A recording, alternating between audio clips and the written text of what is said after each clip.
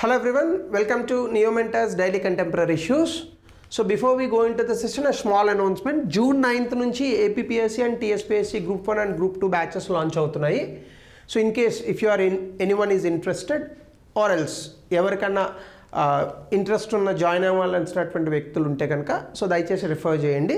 So కింద number ఉంటుంది. In case మీకు డీటెయిల్స్ కావాలని అనుకున్న వాళ్ళు ఆ నెంబర్కి కాంటాక్ట్ చేయొచ్చు. ఇక ఈరోజు టాపిక్స్లో ఫస్ట్ టాపిక్ వచ్చేసి tropical cyclones and their impact on infant mortality. సాధారణంగా మనకి ఇన్ఫాంట్ మోర్టాలిటీ అంటే చిన్నపిల్లలు ఉంటారు కదా, వాళ్ళు సంవత్సర కాలంలో మరణించేటటువంటి చిన్నపిల్లల యొక్క సంఖ్య. ఇది రెండు రకాలుగా చూస్తారు. ఒకటి infant mortality rate, child mortality rate. Infant mortality rate అంటే 1 year లోపు మరణించేటటువంటి చిల్డ్రన్, గాడ్ ఫర్బిడ్స్ ఇట్. ఇంకొకటి చిల్డ్రన్ 5 years లోపు మరణించేటటువంటి పిల్లలు. అయితే ఇప్పుడు ఒక రిపోర్ట్ ఏం చెప్తోందంటే ఎక్కడెక్కడైతే మనకి సైక్లోన్స్ వస్తాయో, తుఫాన్లు, అక్కడ ఇన్ఫాంట్ మోర్టాలిటీ రేట్ ఎక్కువగా ఉండేటటువంటి అవకాశం ఉందని చెప్తోంది. ఈ న్యూ రీసెర్చ్లో కనుగొన్నది ఏంటంటే కోరిలేషన్ బిట్వీన్ ట్రాపికల్ సైక్లోన్స్ అంటే ట్రాపికల్ ఏరియాస్లో, అంటే ఇండియా ఇప్పుడు ఉన్నటువంటి ప్రాంతం, ఇక్కడ వచ్చేటటువంటి తుఫాన్ల వల్ల లో అండ్ మిడిల్ ఇన్కమ్ కంట్రీస్, మళ్ళీ అత్యధిక ఆదాయం ఉన్నటువంటి దేశాల్లో కాదు, అభివృద్ధి చెందుతూ తక్కువ ఆదాయం ఉన్నటువంటి దేశాల్లో ఈ ఇన్ఫాంట్ మోర్టాలిటీ రేట్ అనేటటువంటిది పెరుగుతుంది. అంటే రిస్క్ టు ఇన్ఫాంట్స్ ఉంటుంది. ఇన్ఫాంట్స్ సైక్లోన్స్కి ఎక్స్పోజ్ అయితే కనుక, అంటే వాళ్ళు ఫర్ ఎగ్జాంపుల్ ఒక బాబో పాపో పుట్టింది, ఫస్ట్ ఇయర్లో సైక్లోన్ కనుక వస్తే సో ఆ పిల్లలు మరణించేటటువంటి అవకాశం ఎక్కువ ఉందని చెప్తోంది ఈ రిపోర్టు. అంటే ఎందుకు అనేది మనం చూద్దాం. బట్ మోర్టాలిటీ రేట్ అనేటటువంటిది యావరేజ్గా 11% పెరుగుతుందంట. సో దీనివల్ల 4.4 additional deaths per 1000 live births. అంటే సాధారణంగానే కొన్ని కారణాల వల్ల మరణిస్తూ ఉంటారు. అవి ఏవైనా కొన్ని డిసీజెస్ కావచ్చు, సరైన వైద్యం అందకపోయి కావచ్చు, కొన్ని సందర్భాల్లో హాస్పిటల్స్లో నిర్లక్ష్యం వల్ల కావచ్చు. సో ఇలాంటి సందర్భాల్లో అయితే ఈ పర్టికులర్ డెత్స్కి గాను ఇంకా ఎడిషనల్గా 11% పెరుగుతుందట. సో క్రిటికల్ పీరియడ్ ఏంటంటే బేసికల్గా first year after the cyclone అనేటటువంటిది చాలా స్టేబుల్గా పిల్లల్ని ఉంచాలి. ఎందుకు అంటే ఆ particular immunity system to the child అనేది 18 months to 24 months కానీ డెవలప్గా.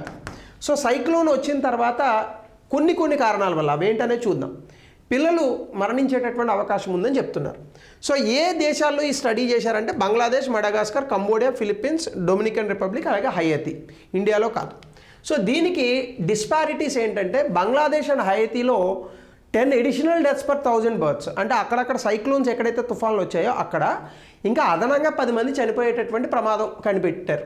అలాగే మిగతా దేశాల్లో మినిమల్ చేంజెస్ ఉన్నాయి. డిఫరెన్సెస్ అఫ్కోర్స్ అక్కడ ఉన్నటువంటి జాగ్రఫీ, అక్కడ ఉన్నటువంటి ఇల్లులు, పాకలు ఉన్నాయనుకోండి ఇంకా మోర్ ఎఫెక్ట్ అవుతుంది. అక్కడ ఉన్న హెల్త్ ఇన్ఫ్రాస్ట్రక్చర్, హాస్పిటల్స్. భారతదేశంలో కాదు, ఇది గుర్తించాలి. సో ట్రాపికల్ సైక్లోన్స్ అంటే మీ అందరికీ తెలిసిందే, సాధారణంగా వామ్ ఓషన్స్ ఎక్కడైతే అంటే గడ్డగట్టేటటువంటి ప్రాంతాల్లో రావు, ఇవి ట్రాపికల్ ఏరియాస్లో వస్తాయి. ట్రాపిక్ ఆఫ్ క్యాన్సర్, ఈక్వేటర్ మధ్యలోని, ట్రాపిక్ ఆఫ్ క్యాన్సర్కి అటు ఇటు ఒక 20 degrees కూడా ఉండదులేండి, 10-15. సో ఇక్కడ వస్తూ ఉంటాయి. లో ప్రెషర్స్, మనకి వాయుగుండాలు ఏర్పడితే అక్కడ తుఫాన్లు వస్తూ ఉంటాయి. దీన్ని రకరకాల ఏరియాస్లో రకరకాల పేర్లతో పిలుస్తారు. ఇండియాలో అయితే తుఫాన్లు, సైక్లోన్ అని అంటాం. అదే యుఎస్ లాంటి ప్రాంతాల్లో హరికేన్స్ అని అంటారు. జపాన్, చైనా లాంటి ప్రాంతాల్లో టైఫూన్స్ అని అంటారు. ఆస్ట్రేలియాలో విల్లీస్ అని అంటారు. So unexpected insight. ఈ స్టడీ ఏం చెప్పిందంటే సైక్లోన్కి యాక్సెస్ టు హెల్త్ కేర్కి ఏం సంబంధం లేదు. అంటే తుఫాన్లు రావడం వల్ల హెల్త్ కేర్ అందకపోవడం వల్ల చనిపోతారనే కోరిలేషన్ చెప్పట్లే ఇది. మరి ఏం చెప్తోంది అంటే కారణం ఏం చెప్తోంది? సాధారణంగా మనం ఏమనుకుంటాం, తుఫాన్ వచ్చింది, దానివల్ల హాస్పిటల్ అంతా దెబ్బతింది, ఈ వైద్యం అందకపోవడం వల్ల పిల్లలు చనిపోయే అవకాశం ఉందని అర్థం చేసుకుంటాం. కానీ అది చెప్పట్లేదు ఇక్కడ కోరిలేషన్. అంటే ఒకవేళ ఎగ్జామ్లో ఇది ఇస్తే కనుక మనం టిక్ కొడతాం. వీడేం చెప్తున్నాడంటే సైక్లోన్ రావడం వల్ల కొన్ని రకాలైనటువంటి స్ట్రెస్ క్రియేట్ అవుతుంది అంటున్నాడు. ఏంటి? Environmental disruption. అంటే దాని అర్థం ఏంటి? పర్యావరణం ఇబ్బంది పడుతుంది. సో ఆ పర్యావరణంలో భాగంగా బాగా కూల్ అయిపోవచ్చు, వర్షాలు రావచ్చు, అది తడిచిపోయి పిల్లలకి జలుబు రావచ్చు, అది ఇంకొక రకంగా రూపాంతరం చెందొచ్చు. అట్లాగే break down of support system, అంటే గవర్నమెంట్ నుంచి ఇచ్చేటటువంటి మద్దతు లేకపోయి ఉండొచ్చు. ఈ కారణాల వల్ల ఆ యొక్క ఈ డెత్స్ అనేటటువంటి సంభవించే అవకాశం ఉందంటున్నారు. అలాగే క్లైమేట్ చేంజ్, ఇటీవల కాలంలో వాతావరణ మార్పులు పెరుగుతున్నాయి. దీనివల్ల సైక్లోన్స్ ఇంతకుముందు కన్నా చాలా సివియర్గా వచ్చేస్తున్నాయి. సో దీనివల్ల హెల్త్ రిస్కులు పెరుగుతాయి, ముఖ్యంగా వల్నరబుల్ పాపులేషన్స్కి. సో ఎక్కడెక్కడైతే మంచి ఇల్లులు ఉండవో, హైజీన్ కరెక్ట్గా ఉండదో, తీర ప్రాంతాలకు దగ్గరగా ఉన్నటువంటి ప్రజలు, వీళ్ళందరూ కూడా vulnerable sections of the population అవుతారు. అట్లాగనే కాల్ టు యాక్షన్ ఏం చేయాలి అంటే ఫస్ట్ డిజాస్టర్ ప్రిపేర్డ్నెస్ ఉండాలి. అంటే సైక్లోన్ వచ్చినప్పుడు ముందుగా వీళ్ళందరినీ కూడా మంచి మంచి ఏరియాస్కి తరలించాలి, రిహాబిలిటేషన్ హోమ్స్కి. పిల్లల్ని చాలా జాగ్రత్తగా చూడాలి, పిల్లలకి వ్యాక్సినేషన్లు వేయించాలి. అలాగే ఇన్ఫాంట్ హెల్త్ ప్రొటెక్షన్ విడిగా ఉండాలి. Because if any child is dying before the age of 5 it is the sin of humanity. అంటే ఎవరైనా పిల్లలు 5 సంవత్సరాల లోపు కనుక మరణిస్తూ ఉంటే అది మొత్తం మానవాళి చేసినటువంటి పాపం. ఎందుకో తెలుసా? మీరు ఎప్పుడైనా సింపుల్గా ఆలోచించండి. 5 సంవత్సరాల పిల్లలకి వాళ్ళకి ఏం అన్యం పుణ్యం తెలియదండి. మీరు చూడండి, ఎప్పుడైనా కూడా మన పెద్దవాళ్ళు అయ్యే కొలది కూడా మనలో ఉన్నటువంటి కొన్ని ఏమంటారు హావభావాలు, మనకున్నటువంటి వ్యక్తిత్వం ఇవన్నీ కోల్పోతుంటాం. చాలామంది చెప్తూ ఉంటారు మన తాలూకా character behaviour, the best behaviour of humans it only you can identify in infants. మీరు చూడండి, నాకు బాబు ఉన్నాడు. నేను ఒకవేళ వాడు ఏదో చిన్నపిల్లలు కదా 2 years 3 years ఏదైనా తప్పు చేస్తే మనం కొట్టామనుకోండి, వాళ్ళు అయినా మన దగ్గరికే వస్తారు. మీరు పెద్ద అయ్యాక కొట్టండి, ఒక 7 years 9 years 12 years వచ్చాక కొట్టండి, నాన్న మీద అమ్మ మీద కోపం తెచ్చుకుంటారు పిల్లలు. సో నేను ఇది ఏమీ బహిరంగంగా చెప్పడానికి ఏమీ ఇది అవ్వట్లేదు. ఈ మధ్యకాలంలో చాలామంది పిల్లలు సూసైడ్లు చేసుకుంటున్నారు. మెజారిటీ ఆఫ్ దీస్ సూసైడ్స్ ఎందుకో తెలుసా? మార్క్స్ రావట్లేదని అమ్మ తిట్టిందనో, లేదా మరొక పని ఏదో చేశాడని నాన్న కొట్టాడనో, ఇలాంటి కారణాలకి. సో అంటే మన వ్యక్తిత్వం పెద్ద అయ్యే కొలది పెరుగుతోందా తగ్గుతోందా? తగ్గుతోంది. సో కాబట్టి the best behaviour of humans you can identify only when you are an infant or when you are a kid. అలాంటి పిల్లల్ని ఇంత టెక్నాలజీ ఉండి ఇంత ఆర్థిక వ్యవస్థలు పెరిగి కాపాడుకోలేకపోతున్నామంటే అది మన దౌర్భాగ్యం. It is a sin of humanity.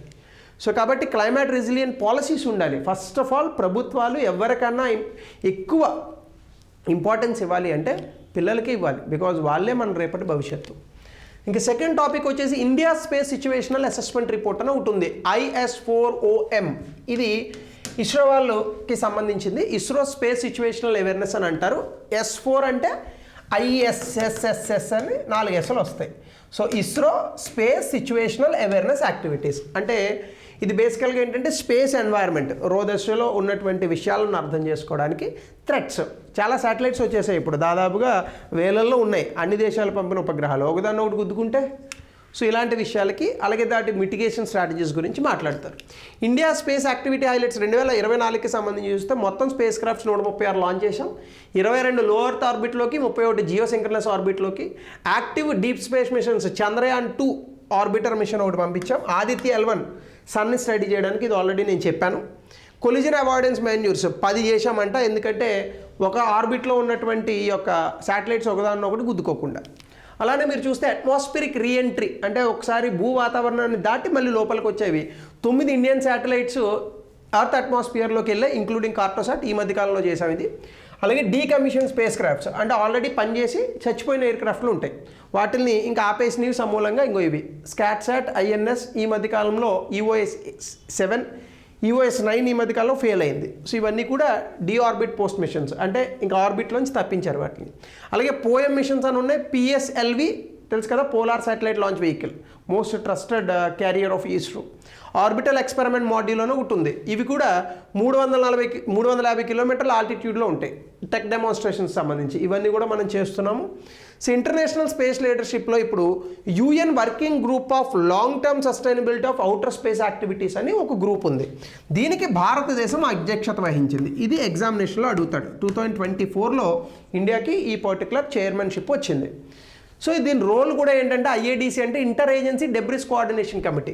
అంటే మనం ఇప్పుడు స్పేస్ చుట్టూ కొంత శాటిలైట్స్ పంపించడం వల్ల డెబ్రిస్ వచ్చేసింది. ఇప్పుడు మీరు ఒక రకంగా భూమిని చూస్తే అసలు దూరం నుంచి భూమి కనిపించదట, ఎందుకంటే చుట్టూ శాటిలైట్స్ వచ్చేసాయి. సో ఈ స్పేస్ డెబ్రిస్ని ఎలా మనం పక్కకు తప్పించాలి, దీనికి సంబంధించి ఒక కమిటీ వేశారు, అదే IADC. సో ఇస్రో దీనికి చైర్మన్షిప్ చేసింది. 42 యాన్యువల్ మీటింగ్స్ జరిగాయి. సో ఎలా ఈ డెబ్రిస్ మిటిగేషన్ చేయాలి, ఎందుకంటే శాటిలైట్స్ వన్స్ పైకి వెళ్ళిన తర్వాత దాని తాలూకా చాలా పార్ట్స్ని వదిలేస్తుంది. భూ వాతావరణం ఉండదు కాబట్టి అవన్నీ అక్కడ తేలుతూ ఉంటాయి వ్యాక్యూమ్లో. సో వీటిని ఎలా తగ్గించాలి, because they are very much dangerous to earth. ఈ మధ్యకాలంలో ఒకటి చైనా వాడి శాటిలైట్ వచ్చి ఎక్కడో పడింది, అది జనావాసాల మీద పడలేదు కాబట్టి సరిపోయింది, పడితే ఇబ్బంది కదా. అట్లానే డెబ్రిస్ ఫ్రీ స్పేస్ మిషన్ అని ఒకటి పెట్టారు. ఇండియా స్పేస్ యాక్టర్స్ బై 2030 అంటే 2030 సంవత్సరానికల్లా భారతదేశం పంపించినటువంటి శాటిలైట్ తాలూకా డెబ్రిస్ని ఎలా మనము కంప్లీట్గా క్యూర్ చేయాలి. అంటే అవి ఎట్లా భూ వాతావరణంలో తీసుకొచ్చి వాటిని మండించడమా, లేదంటే వేరే ప్రయోగాలు ఏమన్నా చేయడమా? సో ఇవన్నీ కూడా ఆలోచిస్తున్నారు. సో అట్లాగనే TR1 సెల్స్ సైన్స్ అండ్ టెక్నాలజీలో వెరీ ఇంపార్టెంట్ ఇమ్యూన్ సిస్టమ్కి సంబంధించి. సో ఇది ఒక sub type of CD4 cells అని అంటారు. ఇది బేసికల్గా రోగ నిరోధక శక్తిలో ఇవి చాలా పెద్ద రోల్ ప్లే చేస్తూ ఉంటాయి. ముఖ్యంగా మలేరియా వ్యాక్సిన్స్ తయారు చేయడంలో ప్రపంచం ఎప్పటి నుంచో చాలా తలములకలైంది, కానీ ఇప్పటికీ కూడా మనం పూర్తి స్థాయిలో చేయలేకపోయాం. క్యూర్ కొంతవరకు ఉందనుకోండి, వేరే సంగతి అది. సో ఇమ్యూన్ సిస్టమ్కి మీరు కొన్ని బేసిక్స్ తెలుసుకుంటే అది 2 రకాల ఇమ్యూనిటీని కలిగి ఉంటుంది. ఒకటి innate immunity, 2 adaptive immunity. Innate immunity అంటే ఏంటంటే ఇమీడియట్ అండ్ నాన్ స్పెసిఫిక్, అంటే మనకి స్వతహాగా మన శరీరంలో ఉన్నటువంటి రోగనిరోధక శక్తి, దాన్ని ఇనేట్ ఇమ్యూనిటీ అని అంటారు. అడాప్టివ్ ఇమ్యూనిటీ అంటే ఏంటంటే ఇప్పుడు ఫర్ ఎగ్జాంపుల్ కోవిడ్ వైరస్ వచ్చింది, మన శరీరానికి ఆ కోవిడ్ వైరస్ గురించి తెలియదు. అప్పుడు ఏం చేసాం, స్లోగా మనం వ్యాక్సినేషన్ చేసి ఇంకో కోవిడ్ వైరస్ అంటే ఇలా ఉంటుంది, అది వస్తే నువ్వు ఇలా ఫైట్ చేయాలని మన బాడీకి చెప్పాం. అప్పుడు మన బాడీ లోపల ఉన్నటువంటి యాంటీబాడీస్ ఇవి అలర్ట్ అవుతాయి. సో ఇట్లా బాడీ అలవాటు పడుతుంది. అలా అలవాటు పడేటటువంటి రోగనిరోధక శక్తిని అడాప్టివ్ ఇమ్యూనిటీ అని అంటారు. ఇప్పుడు ఈ అడాప్టివ్ ఇమ్యూనిటీ, ఇన్నేట్ ఇమ్యూనిటీ అని ఉన్నాయి కదా, ఇవన్నీ కూడా బేసికల్గా CD4+ T సెల్స్ అని ఉంటాయి. ఈ CD4+ T సెల్సే B సెల్స్ని యాక్టివేట్ చేస్తాయి.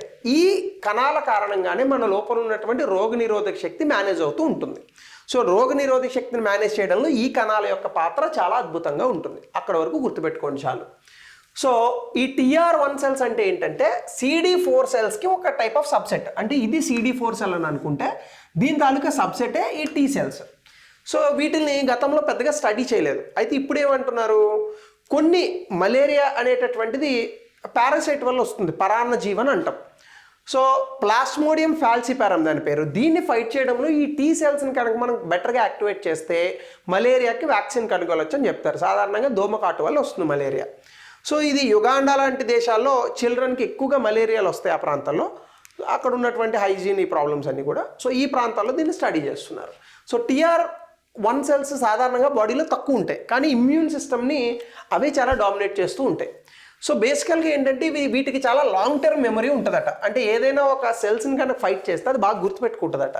కాబట్టి రీఇన్ఫెక్షన్ అయినా ఇది మనిషిని కాపాడేటటువంటి ప్రయత్నం చేస్తుంది. కాబట్టి అడాప్టివ్ ఇమ్యూన్ సిస్టమ్ని డెవలప్ చేయడానికి ఈ T సెల్స్ని కనుక కరెక్ట్గా మనం రీసెర్చ్ చేయగలిగితే ఈ వ్యాక్సిన్ లాంటి వ్యాధులకి ఈ యొక్క మలేరియా లాంటి వ్యాధులకి వ్యాక్సినేషన్ కనుగొనవచ్చు. సో ఇప్పుడు ఈ TR1 సెల్స్ని యాక్టివేట్ చేస్తారు, వాటిని మలేరియా మీద టార్గెట్ అయ్యేటట్టుగా వ్యాక్సిన్స్ని తీసుకొస్తారు. సో ఖచ్చితంగా ఇమ్యూన్ మాడ్యులేటింగ్ థెరపీస్ ఏవైతే ఉంటాయో జస్ట్ ఏవో ప్యాథోజన్స్ని అటాక్ చేయకుండా రివర్స్ అని కూడా అనకూడదు, it's alternative strategy of creating vaccines. సాధారణంగా వ్యాక్సిన్స్ అనేవి ఏం చేస్తామంటే ఇమ్యూన్ సిస్టమ్తో ఆ ప్యాథోజన్స్ని అటాక్ చేస్తాం. అట్లా కాకుండా మనకే రోగనిరోధక శక్తిని పెంచడం ద్వారా వాటిని ఫైట్ చేసేటట్టుగా చేయడం దీని యొక్క ముఖ్య ఉద్దేశం. అది simple topic. 4th, artificial intelligence special economic zone, సాధారణంగా సెజ్ అని అంటాం. ఓన్లీ AI కంపెనీల కోసం సెజ్ని పెడుతున్నారు ఇప్పుడు. సో ఇది ఎక్కడ పెడుతున్నారు అంటే ఛత్తీస్గఢ్లో పెడుతున్నారు. సో వీళ్ళు ర్యాక్ బ్యాంక్ డేటా సెంటర్స్ వాళ్ళు తయారు చేస్తున్నారు 1000 కోట్లతో పెట్టుబడి. Artificial intelligence research, development, deployment, దీనికోసం ఈ యొక్క సెజ్ని ఆపరేట్ చేయబోతున్నారు. సో మీరు కనుక చూస్తే దీనివల్ల ఉద్యోగాలు వస్తాయి. యూత్ రిమోట్ ఏరియాస్లో, ఛత్తీస్గఢ్ అంటేనే సాధారణంగా కొంచెం కొండ ప్రాంతాలు, అడవులు ఉన్నటువంటి ప్రాంతం. సో కొంచెం ట్రైబల్ పాపులేషన్ కూడా ఎక్కువ ఉంటుంది. వీళ్ళందరికీ కూడా జాబ్లు వచ్చేటటువంటి అవకాశం ఉంటుంది. సో అర్బన్ మైగ్రేషన్ తగ్గిస్తుంది. అలాగే global tech companies Google, OpenAI, ChatGPT, Microsoft వీళ్ళందరూ వచ్చేటటువంటి అవకాశం ఉందట. సో దీనికి ట్యాక్స్ ఎగ్జంప్షన్స్ కూడా ఇస్తున్నారు సెజ్ పాలసీలో భాగంగా. సో దీనివల్ల ఎక్స్పోర్ట్స్, ఫారెన్ ఇన్వెస్ట్మెంట్స్ ఇందులో పెరిగే అవకాశం ఉంది. భారతదేశంలో దాదాపుగా 423 సెజ్లు అప్రూవ్ అయి ఉన్నాయి, 270 ఆపరేషన్లో ఉన్నాయి. ఎక్కువగా IT సెక్టార్, బయోటెక్నాలజీ, మ్యానుఫ్యాక్చరింగ్లో ఉన్నాయి, కానీ IT ఎప్పుడు డామినేట్ చేస్తూ ఉంటుంది. ఎక్కువగా తమిళనాడు, కర్ణాటక, మహారాష్ట్ర, సౌత్ స్టేట్స్లోనే ఉన్నాయి. ఇప్పుడు ఛత్తీస్గఢ్లో రావడం వల్ల సో ఖచ్చితంగా అక్కడ ఒక AI టెక్ హబ్గా ఛత్తీస్గఢ్ మారేటటువంటి అవకాశం ఉంది. ఇంకా 5th టాపిక్ వచ్చేసి స్ట్రోమాటోలైట్స్. స్ట్రోమాటోలైట్స్ అంటే గబుక్కుని ఇది ఇలా చూసి ఏ పేడ అనుకున్నారు. ఇది సముద్రాల్లో ఎన్నో వందల సంవత్సరాల పూర్వం నుంచి పేరుకున్నటువంటి ఒక టైప్ ఆఫ్ స్ట్రక్చర్స్ ఇవి. అంటే ఒక రకంగా చెప్పాలంటే మీకు 600 మిలియన్ ఇయర్స్ ఓల్డ్, అంటే 60 కోట్ల సంవత్సరాల నుంచి అలా పేరుకుని ఉన్నటువంటి స్ట్రక్చర్స్. అంటే మైక్రోబియల్ యాక్టివిటీ అని అంటారు. సూక్ష్మజీవులు ఉంటాయి కదా, ఆ సూక్ష్మజీవులు లేయర్స్గా పొరలుగా ఫామ్ అయ్యి ఈ దిబ్బలు వస్తాయి. మనం సాధారణంగా వీటిని పగడపు దెబ్బలు ఇట్లాంటి పేర్లతో పిలుస్తుంటారు తెలియక. సో ఇందులో చాలా విషయం ఉంది. ఇవి సముద్రాల్లో కనిపిస్తుంటాయి, వీటి మీద కూర్చొని ఫోటోలు అవి తీసుకుంటూ ఉంటారు. సో ఇప్పుడు ఈ స్ట్రోమాటోలైట్స్ని మన వాళ్ళు హిమాచల్ ప్రదేశ్లో కనుక్కున్నారు. సాధారణంగా ఇవి సముద్రాలు, నీరు ఉన్నటువంటి ప్రాంతాల్లో కనిపిస్తూ ఉంటాయి. సో సెడిమెంటరీ స్ట్రక్చర్స్ అంటే మైక్రోబియల్ యాక్టివిటీ, ముఖ్యంగా సైనోబాక్టీరియా వల్ల రకరకాల లేయర్స్గా ఫామ్ అయినటువంటి స్ట్రక్చర్స్ ఇవి. సో షాలో మెరైన్ ఎన్వైర్మెంట్స్ అంటే ఎక్కడైతే మీకు నీరు తక్కువగా లోతు ఉంటుందో అరికాలు లేదా ఈ మోకాల వరకు లోతున్నటువంటి నీళ్ళల్లో ఇవి కనిపిస్తూ ఉంటాయి. సో సెడిమెంట్స్ని ఇది బైండ్ చేసి ఉంటాయి. ఇందులో చాలా మైక్రోబ్స్ ట్రాప్ అయి ఉంటాయి. ఇవి అసలు భూమి మీద ఎలాంటి జీవం ఉంది, తక్కువ ఆక్సిజన్ ఉన్నటువంటి సమయాల్లో అసలు భూమి మీద ఈ మైక్రోబియల్ యాక్టివిటీ ఎలా జరిగింది అంటే మన భూమి తాలూకా పూర్వపు అంశాలను గుర్తుపెట్టుకోవడానికి లేదా వాటిని కనిపెట్టడానికి ఇవి పనికొస్తాయి. ఎందుకంటే మనిషి పుట్టి దాదాపుగా 2 లక్షల సంవత్సరాలు మాత్రమే అయిందట, కానీ ఇది 60 కోట్ల సంవత్సరాల నుంచి ఉన్నాయి. విచ్ మీన్స్ చాలా ఎక్కువ ఇన్సైట్స్ ఇచ్చేటటువంటి అవకాశం ఉంది. సో ఇవి ఫోటోసింథసిస్ ద్వారా ఆక్సిజన్ ప్రొడ్యూస్ చేస్తాయి. దానివల్ల గ్రేట్ ఆక్సిడేషన్ ఈవెంట్ అని 240 కోట్ల సంవత్సరాల క్రితం జరిగింది. దీనివల్లనే ఆక్సిజన్ పెరిగి చెట్లు గిట్లు ఇవన్నీ పెరిగాయట. సో ఈ ఆక్సిజనేషన్ ద్వారానే మన మొత్తం భూమి మీద ఉన్నటువంటి ఈ వాతావరణం అనేటటువంటిది వచ్చింది. కాబట్టి చాలామంది అనుకుంటారు చెట్ల వల్ల ఎక్కువగా ఆక్సిజన్ వస్తుందని. చెట్ల వల్ల ఎక్కువగా ఆక్సిజన్ రాదు. It's a misconception. సముద్రాల వల్ల ఎక్కువగా ఆక్సిజన్ వస్తుంది. ఎందుకంటే సముద్రాల్లో ఉన్నటువంటి మైక్రోబ్స్, చిన్న చిన్న గ్రాస్ ఇవి ఎక్కువ ఆక్సిజన్ రిలీజ్ చేస్తాయి. అలాంటి నేను చెట్లను తక్కువ చేయట్లేదు. చెట్లు ఇచ్చే ఆక్సిజన్ కన్నా సముద్రాల నుంచి వచ్చే ఆక్సిజనే ఎక్కువ. ఎందుకంటే భూమి ఎంత ఉంది, చాలా తక్కువ కదా. మీకు ఆల్మోస్ట్ లెక్క పెట్టుకుంటే 70% పైగా ఓషన్స్ ఉన్నాయి, మనకి 79% వరకు. సో ఈ చంబాఘాట్ స్ట్రోమాటోలైట్స్ క్రోల్ గ్రూప్కి చెందినని అంటున్నారు. తెతిస్సి అంటే ఈ భారతదేశం హిమాలయ పర్వతాలు రాకముందు మధ్యలో ఒక సముద్రం ఉండేది, అదే తెతిస్సి. ఆ కాలం నాటు అని చెప్తున్నారు. సో ఇండియా యురేషియన్ ప్లేట్ గుద్దిన తర్వాత సెడిమెంట్స్ పైకి వచ్చాయి. సో అప్పుడు 5,000 నుంచి 6,000 ఫీట్ ఎలివేషన్ వచ్చింది హిమాలయ పర్వతాలు పుట్టడం ఇవి. సో అక్కడ ఏదో మైక్రోబియల్ యాక్టివిటీ జరిగి వచ్చినాయి అంటున్నారు. సో కాబట్టి వీటి ద్వారా ఈ స్ట్రోమాటోలైట్స్ అనేటటువంటివి రేర్ అని ఏం కాదు కొంతమంది ఆర్గ్యుమెంట్స్ ప్రకారం. సో ఇప్పుడు ఎలా వచ్చాయి, అవి నిజంగా ఫాజిల్సా లేదా ఆర్గానో సెడిమెంటరీ స్ట్రక్చర్సా, మైక్రోబియల్ యాక్టివిటీ ద్వారా వచ్చాయా, లేదా ఇంకా ఏమైనా వీటి ద్వారా మనం తెలుసుకోవచ్చా అనేటటువంటి అంశాలను కనిపెడుతున్నారు. మనకి ఎగ్జామ్లో స్ట్రోమాటోలైట్స్ అంటే ఏందని అడుగుతాడు. అవి ఎప్పుడు వచ్చాయి, ఎవరు కనిపెట్టారు, అవేం అడగడు. కాబట్టి ఎక్కడి వరకు సబ్జెక్ట్ని లిమిట్ చేయాలో తెలుసుకోండి. ఎగ్జామినేషన్లో పాస్ అవ్వడానికి, especially in UPSC and group 1 examinations, know something about everything, but not everything about something. Remember this. So thank you. Have a nice day. Only content, nothing else.